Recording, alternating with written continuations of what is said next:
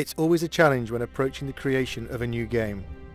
There is pressure to do something different, to lead the way, to deliver even better characters, environments and stories. Over the years with Tomb Raider, each adventure has broken new ground and taken the player to even more exotic locations and arenas. And now onto a new arena, the next generation console.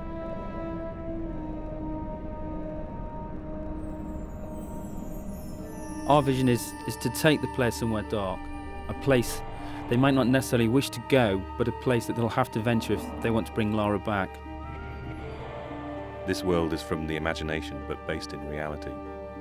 A dark world, a dangerous world, a world that reflects the change in Lara.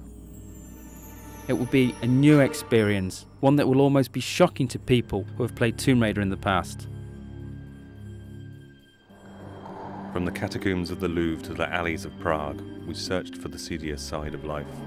A world that you wouldn't normally see Lara in, but a world that she has no choice but to inhabit. Like her audience, like the game's consoles themselves, Lara has grown up. Her experiences in Tomb Raider 4 have forced her to question herself. This game will ask more questions of her.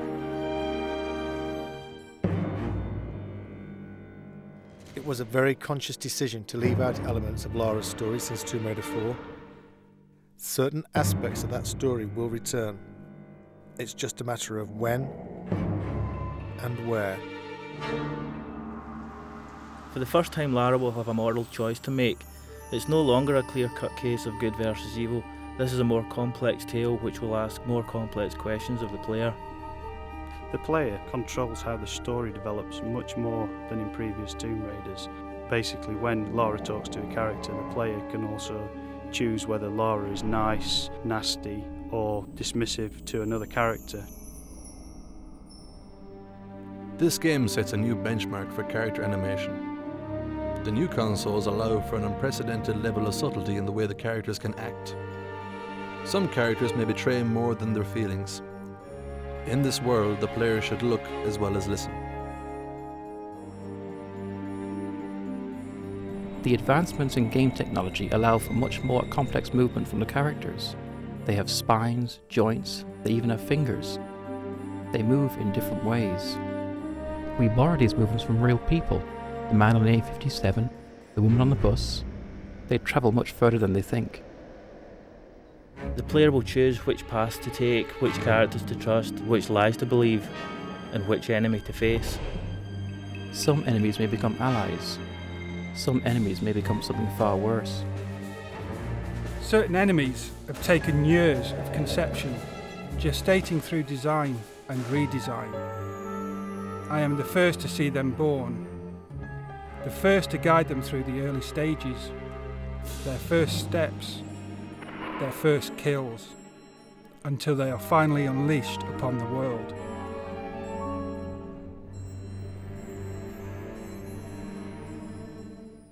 When you walk into this world, you walk into a film with multiple paths and possibilities, but one story drawing you through.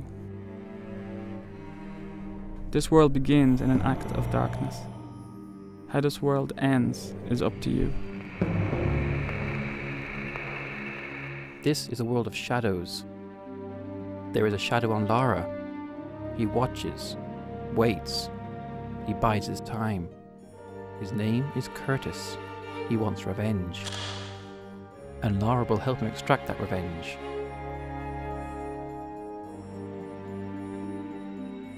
For the first time, there is another playable character in Tomb Raider. A character whose abilities combine the supernatural with the superhuman. He has a different approach to Lara, less subtle perhaps, but still effective against certain opponents.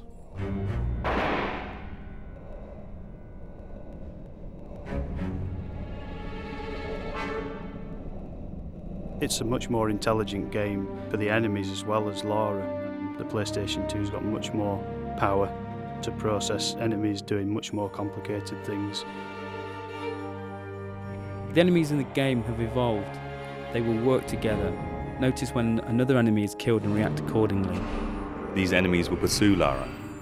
They will not stop. They have not stopped in 600 years.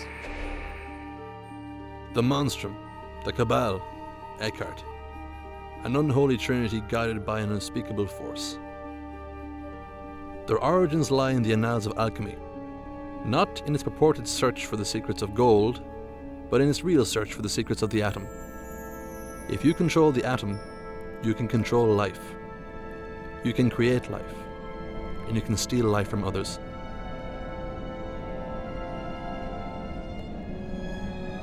This story is very much on an epic scale, from 14th century alchemists to serial killers in modern day France. To create something on this scale, it was necessary to take the ideas and production values from the film industry, in the way they research the subjects, the backstory they create for their characters, and the depth of the visuals. This level of production requires a total consistency of purpose. Every aspect of the game has to be in keeping with the overall concept. Every person working on the game knows that they are working on an epic, and everything they do has to reflect that, from concept to completion. For the music to match the scale of the production, we decided to use the same process that major film studios use. In this case, the London Symphony Orchestra.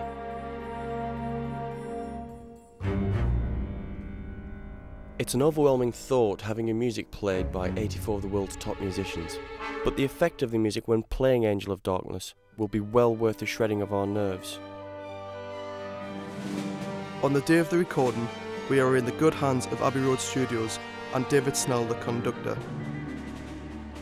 In a sense, he visualises the music and translates it to the ears. We wanted the music to be ever present, draw you into the world without you noticing. Part of the style of this game is that all the elements work together, bide their time, wait for the moments when they are needed. At core, we had a very clear vision of where we wanted to go. We wanted to take the Lara we all knew and put it into a game, a situation that no one knows. Tomb Raider has always set the benchmark for games. This game will be no different. Some may see elements of various filmmakers, such as Luc Besson, David Fincher. Some may see elements of various artists, Grunwald, Bosch. All will see something they haven't seen before. When we wrote this story, we wrote a book. This game is only the first few chapters of that book. This game opens a lot of doors and only closes a few of them.